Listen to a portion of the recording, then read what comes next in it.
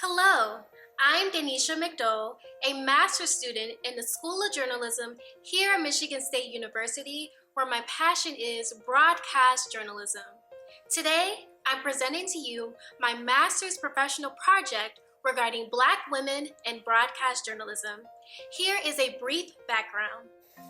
Adding more diversity in newsrooms is important because it allows space for different perspectives to be heard and represented, providing a more accurate depiction of the diverse world we live in. An example of increased diversity can be seen in the USA Today newsroom, where women now make up the majority. According to the USA Today 2021 staff survey, women were 34% journalists of color, including 13.6% Black women journalists. Though strides are being made, however, before reaching the peak of their careers, the challenges that plague women of color in the newsroom still exist, particularly for Black women, who are the largest minority group. Challenges plagued by Black women broadcast journalists results in racial discrimination, microaggressions, lack of mentorship, aesthetic norms and expectations, and sexism. The question is, how can upcoming and aspiring Black women broadcast journalists overcome this? I searched for that answer by interviewing 5 former Black women journalists who shared their experiences while in the broadcast journalism field. This documentary interview will focus on former Black women broadcast journalists who have succeeded in the broadcast news industry and their tips to navigate issues that Black women journalists face to bring change, so that upcoming and aspiring Black women broadcast journalists are more prepared than ever. Each journalist who stayed in the journalism field, despite all odds, will highlight their struggles. Well, I was the only African American on the air at that station. And they sent me to cover a Klan rally. And strategies for building their careers. I just got to know what I believe to be true and available to me, uniquely so. Lastly, they answered the ultimate question. What is one piece of advice that you would like to pass along to aspiring Black women broadcast journalists? Welcome to my documentary, Black Women in Broadcast Journalism, Pathways for Success in Overcoming Challenges.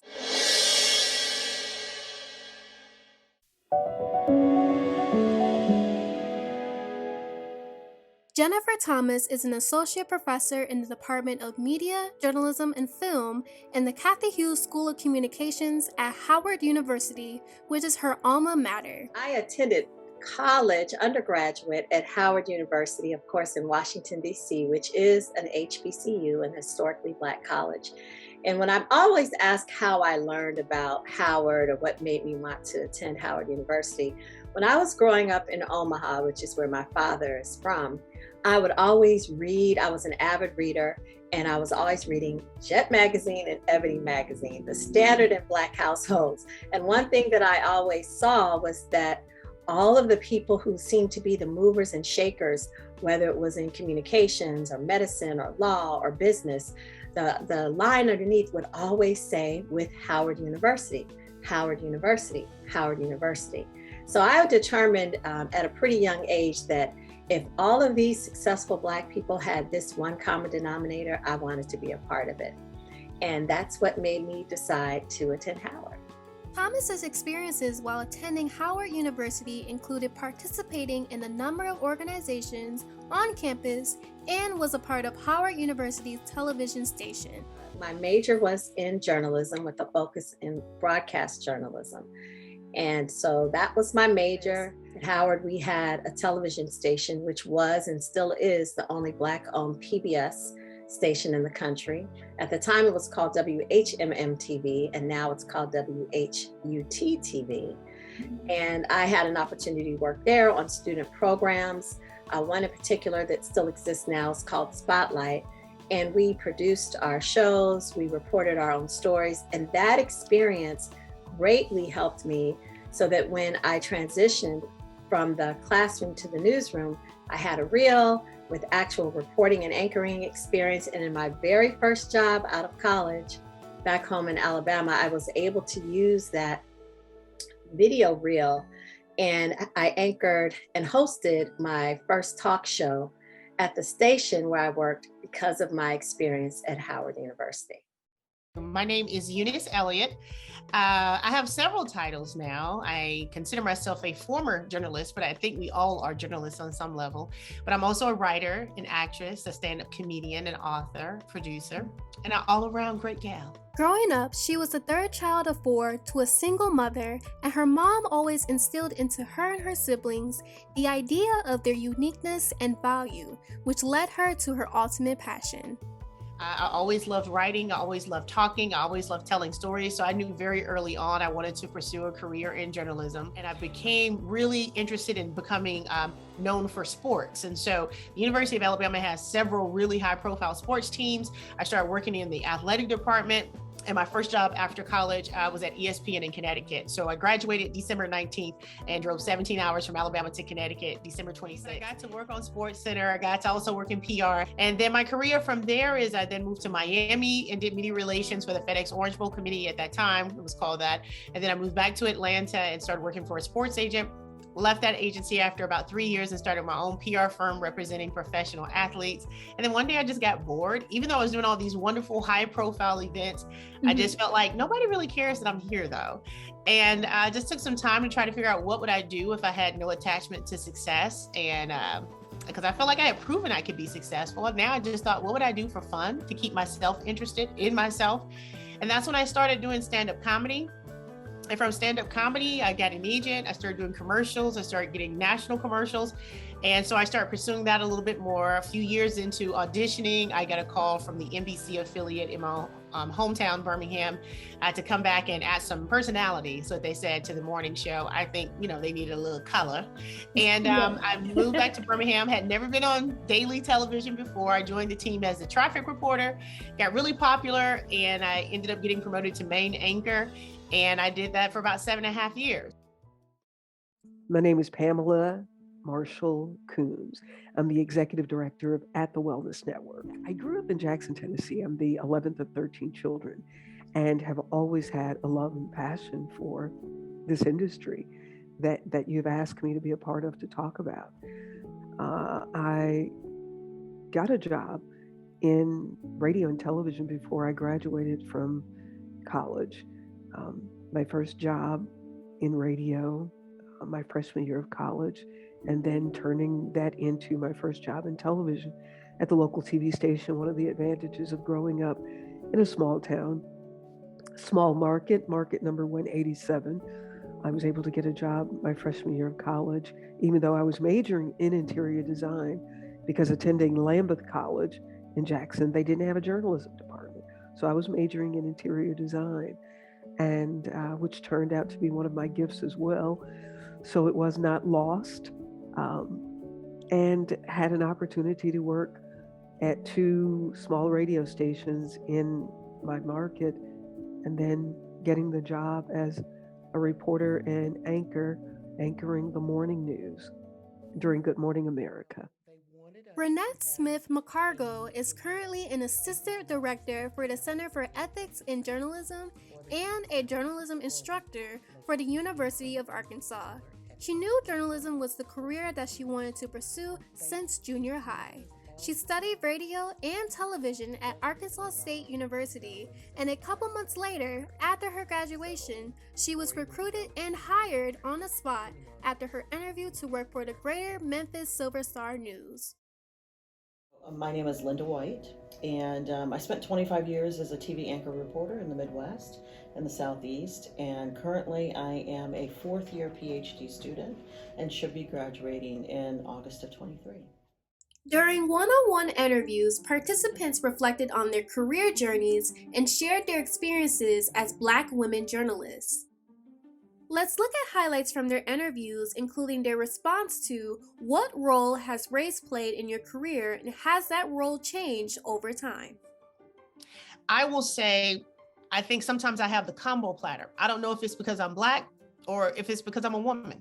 So sometimes without it being explicitly stated to you about race, the only times that I can think of that I noticed that I was Black was probably in television news when I went natural. And certain viewers would write in or call in or send emails to say how much they hated my hair or how I needed to groom myself or why did I have, it looks like spiders coming out of my head, kind of thing. But they never called me Black. But also, I think that's why I was added to that morning show. When they said, hey, we want to add some personality to the morning show, I also know that you need to add some color to it. So, race sometimes has such a negative connotation, but it's such a construct that is skewed on so many different spectrums. But I think as a Black person in communications, I would have situations where we would be on the air for 6 hours. And so they would flip the reads between me and my blonde co-anchor. And she could read a story and that's the story. And the next hour I would read the same story and I'd get an email about my biases. This was against the former previous administration. Mm-hmm. Because I was a Black woman, if I read a story about the previous administration, it was deemed negative. And so I would get the negative feedback, but it was the exact same thing my blonde co-anchor read, and there was never a glitch in the matrix. Right. Mm-hmm. And so I realized that people take information from who they're taking it from. The key is when people can see you as a person and not as a Black person or not as a white person or not as a man or not as a woman. They just see you as a person and as a credible person. I think that's the biggest thing is your credibility. And reflecting back to your answer, what were your thoughts and feelings when you first heard the feedback from the viewers when it came to how you wore your hair? And how did you go about that moving forward without that impacting you in that way or affecting you in that way? Well, keep in mind, I'm a stand-up comedian. So I actually use a lot of those emails in my stand-up performance. Yes. Yeah. So, I would usually share them online, and so where people who followed me or viewers or people who were supporters or fans of mine would get definitely more offended than I would. But here's the reason why negative feedback does not affect me. So someone can say, I love your hair like that. Right. And I guess that would be considered a compliment. I don't need that either. Because what I learned very early on, that if you open yourself up for the compliments and the love, you also are open for the hate and the negativity. And so I'm very self-validating. I wear what I like to wear. I look how I like to look. And so if someone enjoys it, that's bonus for them. I didn't do it for them. And if someone doesn't like them, then they'll have to figure out how to get over it. I also did not do it for them. So when people would offer me things like, oh, I don't like that dress, I would respond, well, make sure you don't wear it. It's okay. You don't have to like anything that I do because it literally has nothing to do with you. Similar to the previous question, but this time regarding gender, I had asked, has your gender played a significant role in your career? And has that role changed over time? Interesting, because in the news industry, there were times when I was one of the few women in the newsroom. And I think because I was prepared to go into the field, I had a lot of female instructors. I had a lot of female women in my family. So when I started the industry, I don't think that was as intimidating because I was never one to shy away from speaking up for myself.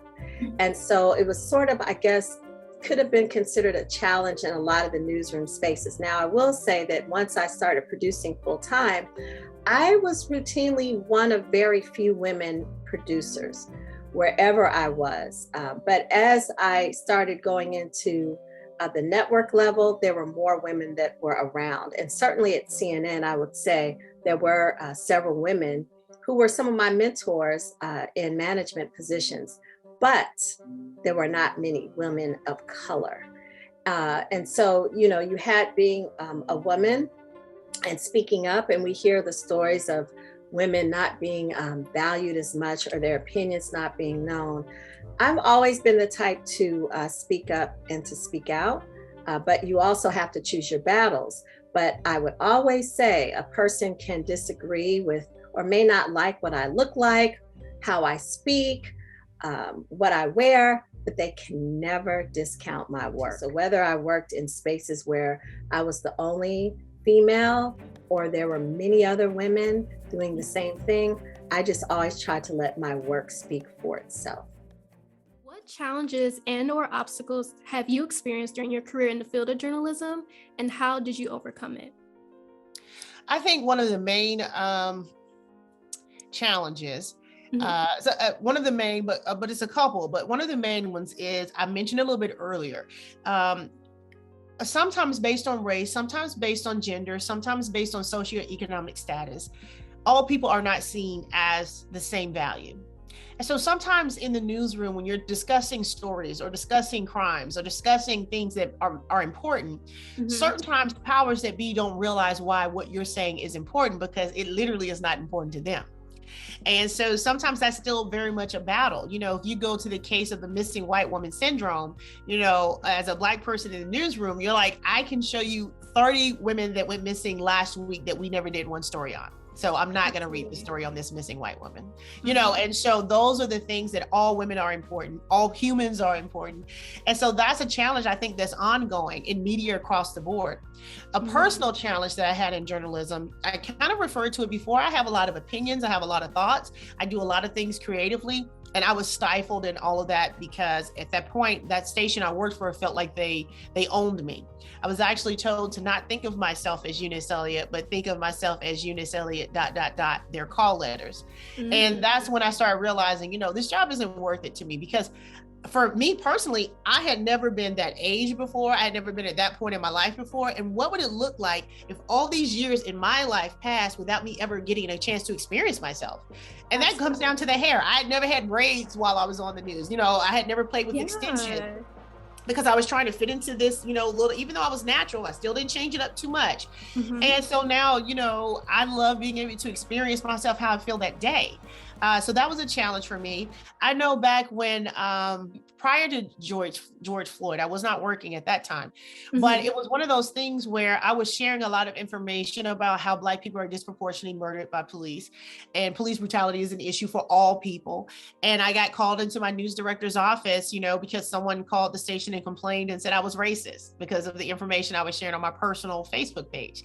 But the reason why I was sharing the information is because I knew a lot of white people liked me and trusted me and followed me. And I knew they never had a reason to think about this thing that me and my friends and family think about every day. So I felt like, well, this is an opportunity for me to give them some insight and say, I know you like me, but I'm just like them, the ones you won't even look at, the ones you don't acknowledge, the ones you don't value. We're all the exact same thing.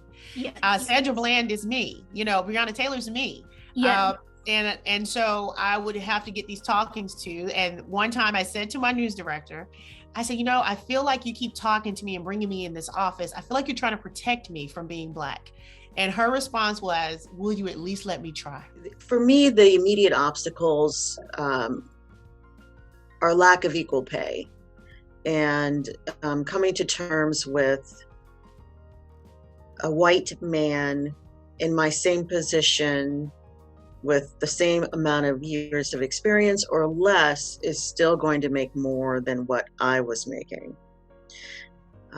So that's disappointing. I don't think that has changed. And because salaries are so secretive, news directors have a tendency to do that unless you're dealing with a female news director who knows what it's like to not be paid equally. Some anchors have it in their contracts there to make always a female anchors. Well, I know at least one that was able to put in her contract that she was always to make more than her male co-anchor. Anytime he got a raise, she got a raise. And so it was up to the company to keep track of it. And, you know, there was always back pay involved if they didn't do it right away. The next question is, as an African American who identifies as a woman, have the organizations you've worked for offered internal/external training opportunities, mentoring programs, or identity networking groups for you? Whether yes or no, how do you feel this has impacted your career path and advancement within the organizations? Well, the answer is no. You know, there have been some coaching and critiquing of my work and my look. I remember once I was working with a coach and I was like, man, I got student loans to pay back. And you want to tell me what color lipstick to wear and what kind of earrings to wear? See, I don't think we've asked for it. And how do we expect them to know that we need it if we haven't asked for it? I think we've been so glad to be in the room that we haven't even known to ask for it. Keeping up with the industry. There are some news directors out there who believe that going to a minority conference is, I'm not paying you to party. And I had to respectfully disagree with that news director. I said, some people sure see it as a party, see it as a vacation. And yes, there is that social side of it, because in some markets, there are so few of us. It's nice to finally see people like us. And I always ran into the same man every year. I never really knew his name, but we recognized each other's faces. And he started it. But welcome to the Convention of the Beautiful People, because at a National Association of Black Journalists convention, we treat it like work. NABJ is an organization of African American journalists, students, and media professionals. Their purpose is to provide quality programs and services and advocate on behalf of Black journalists. One thing that has been consistent, though, that we always had and that I always relied on was the mentorship I received in being a part of NABJ. I was a member of the National Association of Black Journalists, which was excellent to be able to come together with my fellow journalists. And I joined that organization. We didn't have undergraduate chapter at the time, but as soon as I graduated, I became a member and have been, for the most part, consistent with my membership for decades now. And so that always provided that mentoring and mentorship that I so sorely needed. And many of the friends that I had from 30 years ago are still my friends now that I met by attending NABJ conferences. So then when you go to conferences like that, whether it's Women in Broadcasting or NABJ, then it's about you taking advantage of the resources and opportunities, professional development opportunities you may be able to find there. It also became a place for you to have exposure to skills that you weren't getting at your stations. What I appreciate about each of my sources is receiving the different experiences and perspectives that they have all gone through that I know many can relate to. What I also really appreciate is their honesty when it comes to the good and, most importantly, the bad that they have gone through in this industry, which is not discussed too often for those that are going into this field, so that way they are prepared and, most importantly, that they don't give up. The next question I asked involved an example of any form of discrimination that they experienced while at work. Jennifer and Pamela elaborated more about their experiences. Let's take a look. Most things that I experienced were somewhat subtle, but as I mentioned before, there were instances where I was overlooked for positions, and I was always willing to speak up again and let my disgust, disappointment be known. So there were a number of instances when I had that. I remember working in one of the markets, and I worked with someone who was a photographer, a videographer, who's just extremely rude and extremely mean. I was very young, but I was a producer. And so in the evening, I was considered the manager on duty because there was no one else there except us and our show team and the anchors, everyone working. And I remember asking this person to go cover a story, and he blatantly told me no. He said he didn't respect me. He didn't have to do what I told him to do, and he wasn't going to do it. And this was an older white guy, not very much older. It was probably within 5 to 7 years older, I guess, maybe a little more. It doesn't matter. I was very young. I was maybe 23 at the time. And so I had to take it all in. Whoa, what just happened here? So what I did was I repeated what he said to make sure that I heard him clearly. And he said, yes. So you're saying you're not going to? Yes, I am. He repeated everything. So I wrote it up. And I wrote a letter to the news director. And I said that I did not appreciate how I was spoken to. And I made it very clear. I'm a great writer. I made it very clear that it was not acceptable. And long story short, I may have copied the general manager, if I recall. And we were all pulled into a meeting. And the news director told the individual, He could apologize. He asked me how I wanted it to be handled. And I basically said, I want the apology and I want his behavior to be reflected in that apology. I didn't want him fired, but he was called on the carpet for it. And I really appreciated my news director for that. Years later, when I was at one of the networks where I worked, I ended up being on a phone call with the same individual. Wow. And he heard who I was and I heard who he was. There was a long pregnant pause on the phone. And I just said, nice to hear from you. And I just left it at that. When I was working in Davenport, Iowa, this was during the time when Governor Wilder of Virginia was running for president. And he was going to be coming there. And there was a rally before he went to Dubuque, Iowa. And they had a Klan rally. Well, I was the only African American on the air at that station. Wow. And they sent me to cover a Klan rally in Dubuque, Iowa. And they did not hold back on saying, and in their reference to me, and I've thought many times about that news director, the assignment editor. How do you sit at the assignment table looking at what are we going to do today and who are we going to send? It was so cold that day. It was during Black History Month, February in Dubuque, Iowa. It was extremely cold. And I had to do a live shot. Oh my goodness, it was so cold. The atmosphere, the environment, everything was very cold, but I was there to do my job and I did that.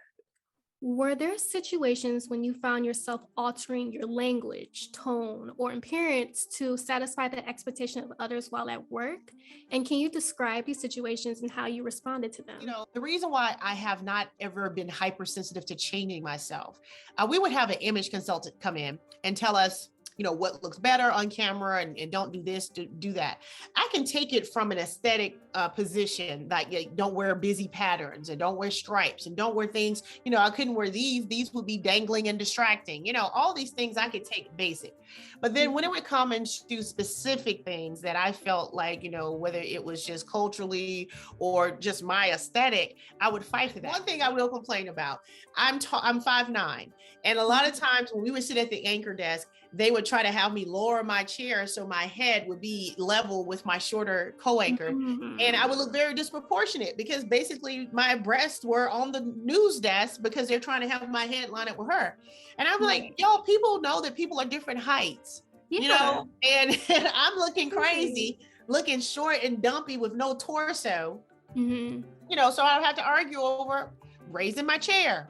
You know? So little things like that, then where I'm like, listen, this is not offering me or the audience the best aesthetic of me. And I'm going to fight for your aesthetics and how you want to present yourself. Absolutely. So you feel most comfortable, you know? Absolutely. And I appreciate you from getting to know you so far is advocating for yourself.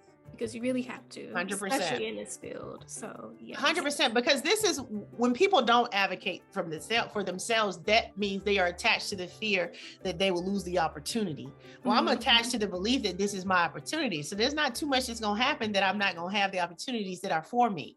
But they have to be within the scope of how I feel comfortable in pursuing it. It can't just be thrown at me and then I'm just happy to be here. I'm just honored to be nominated.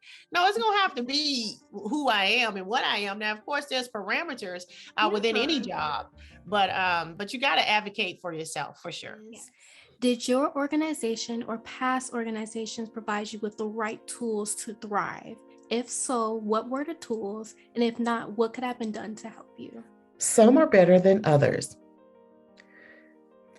Really, I think with me, because I've been around for a while, I prepare myself to thrive. I research. I know what the job entails. First of all, I never apply for anything that I would not want to do. There's never desperation. And so I research it and I know what I need to do because from my experiences in life, I know that not all of them will train you. I know that some will, some won't. And those that won't train you, they just throw you out there and you just have to figure it out. Those that do prepare you, they anticipate, and I think that's great because they're investing in their employees. It gives you a sense of worth. It lets you know you are appreciated, or the organization has enough money to do that, to prepare each of their employees for what's to come. But in the end, I don't apply for anything that I wouldn't want to do. I prepare myself. I have done that since before the internet. I would go to the library and read up on an organization or find information about the skills I needed to have to do what I wanted to do. And I educated myself. But I just learned that from my mother, just to be resourceful and figure it out. And don't wait on people to do things for you, for people to prepare you. Prepare yourself. As we reach the conclusion of this documentary, I asked the ultimate question. What is one piece of advice that you would like to pass along to aspiring Black women broadcast journalists? I would say to the up and coming broadcast journalists, be yourself, use your voice, tell your stories, that would be of interest to your audience. Sound like you sound, don't change. Just be a good storyteller. Strongly urge and encourage young women to be women. You have been given the cellular authority to create life first. You are the vessel of humanity. Carry yourself in that way in every aspect of your life. There are three things that I would say that we need to do. The first thing is you have to be passionate. This is not an industry that you can just come into and be lackadaisical. You have to really want to do this because you're working on holidays, you're working nights, you're working in inclement weather, you're working when there's wars and riots around. You're out there being that first line to bring history to the masses. So you have to be passionate and know what it is that drives you to want to be in the industry. Second, you must be prepared. Just as you prepare for anything else, if you are planning for a special occasion and you make sure you have everything right and you know the dates and you're interviewing someone and you know the questions, you have to be prepared to know what it is you're getting into. Whether it's knowing the market size, the background of that market, who the owners are, what that station covers, what the demographics are of the audience, what are some of the issues that are important to the people. Be prepared for not just the interview, but for what it is that you want to do.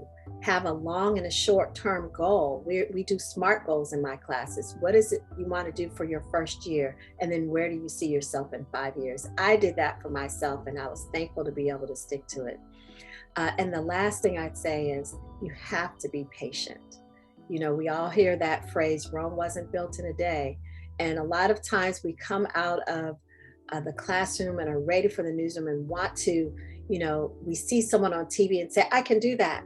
Well, we make it look easy, right? But it isn't easy. And it takes hard work. And sometimes for our generation now, we oftentimes don't want to put in the work and to be patient while we're there. So when that first job, be patient, learn, make mistakes, grow, set your sights on what you want to do next, but give yourself time to focus and be in that position. And don't fret if that first opportunity doesn't present itself. You have to be faithful and focused as you wait. And there's a joy in waiting sometime, and keep preparing yourself as you're looking for that best opportunity. And if you get that first one, if your foot is in the door, you're opening yourself to a lifetime of success. So be passionate, be prepared, and be patient. The number one piece of advice I would say is be authentically you.